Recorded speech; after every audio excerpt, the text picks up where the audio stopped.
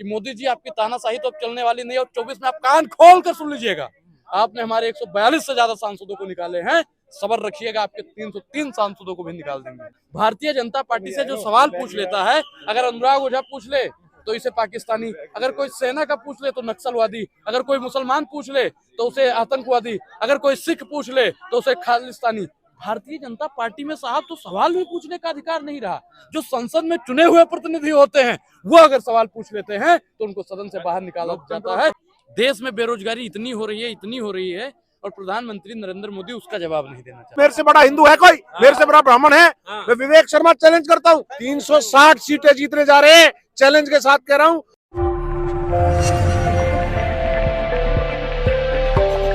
India alliance शुरू से मजबूती से लड़ रहा है, और जितने भी लोग हैं ना, जो कुछ लोग कह रहे थे कि इंडिया अलायंस में टूट पड़ी है, फूट पड़ी है, वो उनकी भूल को ही सुधारने के लिए, कि आप जो भूल कर रहे हैं ना कि इंडिया अलायंस में फूट नहीं है, आपने आज मंच पे देखा ही होगा।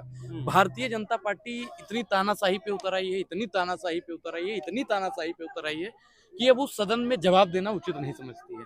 जो जवाब मांगता है सांसद उसको निलंबित कर देने का काम करती है। ये कहीं ना कहीं तानाशाही। आप एक चीज बताइए कि आपका भी पुराने जमाने का घर होगा, पहले की जो हमारे पूर्वज घर बनाते थे वो मोटी दीवार रखते थे। क्यों? क्योंकि उसमें सेंधमारी ना हो, पहले चोर होते थे। आज चौकीदार चोर है, वो तो फिलहाल बाद में बताऊंगा।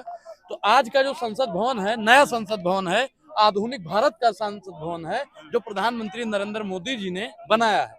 अब उसकी दीवारें 4 इंची की है या 9 इंची की है, ये तो मैं देख के आऊंगा तभी बता पाऊंगा। उसमें सेंधमारी हो रही है। सेंधमारी का सबसे बड़ा कारण क्या है? बेरोजगारी।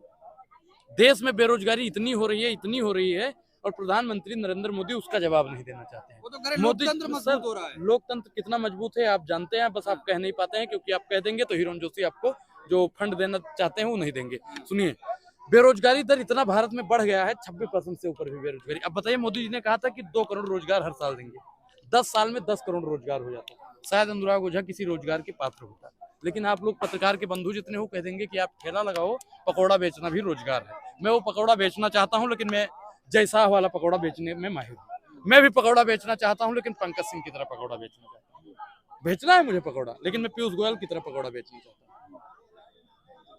क्या मुझे वो पकौड़ा तलने का मौका मिलेगा? मैं भारतीय जनता पार्टी के तमाम नेताओं से ये सवाल है मेरा। अब एक तरफ लोकतंत्र बचा रहे हो, दूसरी तरफ उसी लोकतंत्र का मजाक बना रहे हो, वीडियोग्राफी कर रहे हो। देखिए, कैसे चलेगा ये? अब आप लोग मेरी वीडियो बना रहे हैं, ये कोई अपमान थोड़ी है भाई। नकल उतारना, उपराष्ट्रपति मिमिक्री करेंगे राष्ट्रपति का, उपराष्ट्रपति का। अच्छा, आपको एक चीज याद होगा, ये किसने किया था? मैं नहीं कर रहा हूँ। अगर किसी पत्रकार में, अगर वास्तविक में पत्रकारिता जिंदा है तो उसका नाम बता दो। बताओ नाम। मोदी जी ने किया था, नहीं किया था? डर रहे हैं ऐसे आप नाम लेने से? अरे मैं कहाँ डर रहा हूँ, मैं तो बोल रहा हूँ। मोदी जी ने ऐसे ऐसे किया था कि नहीं किया था? बताइए, ये गलत था कि नहीं है? आपको याद होगा। मोय मोय, ये बताइए, ये क्या है भाई? अरे प्रधानमंत्री हो और उपराष्ट्रपति का बताइए। उपराष्ट्रपति जी ने कहते युग पुरुष। अरे भाई, उपराष्ट्रपति पद की एक गरिमा होती जी। नहीं, युग पुरुष किसे कहते हैं आप बताइए? युग पुरुष किसे कहते हैं? जो महंगाई को बढ़ा दे, जो बेरोजगारी को बढ़ा दे, जो 750 से ज्यादा किसानों को मरवा दे। आप बताइए कि अजय मिश्रा का जो बेटा था जिसने किसानों को मरवा दिया, आप बताइए कि उन लोगों पर बात नहीं करते। इनकी मिमिक्री हो रही है, आप लोगों को उससे दिक्कत नहीं। जाट का अगर ये अपमान है तो वो भी जाट का अपमान होगा।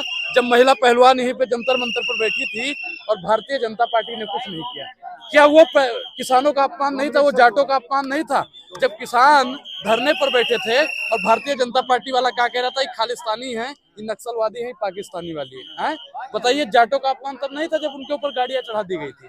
आज आपको जाटों का अपमान लग रहा है। भारतीय जनता पार्टी से जो सवाल पूछ लेता है, अगर अनुराग ओझा पूछ ले तो इसे पाकिस्तानी, अगर कोई सेना का पूछ ले तो नक्सलवादी, अगर कोई मुसलमान पूछ ले तो उसे आतंकवादी, अगर कोई सिख पूछ ले तो उसे खालिस्तानी। भारतीय जनता पार्टी में साहब तो सवाल भी पूछने का अधिकार नहीं रहा। जो संसद में चुने हुए प्रतिनिधि होते हैं वो अगर सवाल पूछ लेते हैं तो उनको सदन से बाहर निकाला जाता है।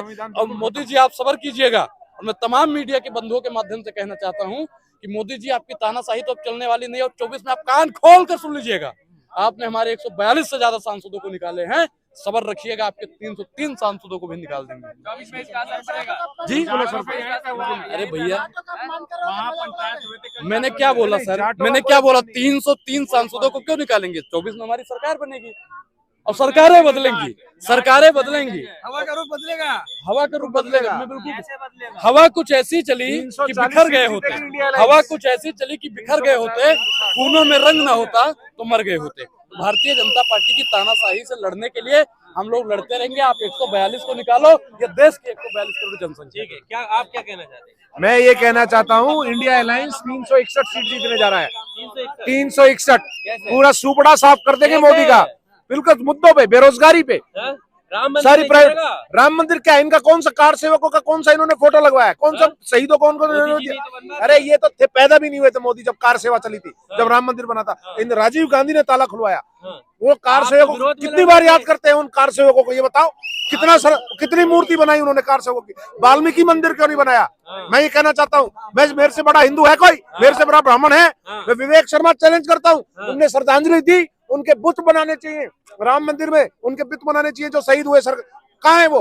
बनते हैं राम सेवक, बनते हैं हिंदू। अरे ये सब ढोका है। 360 सीटें जीतने जा रहे हैं, चैलेंज के साथ कह रहा हूँ, पूरा सुपड़ा साफ कर देंगे मोदी। राष्ट्रपति का अपमान करके 360 कोई नहीं, ये गलत है, ये मुद्दे को डाइवर्ट करना चाहते हैं। हम मुद्दे को ये कहना चाहते हैं कि बेरोजगारी पे बात कीजिए, बेल क्यों बेच दिया, रेलवे क्यों बेच दिया।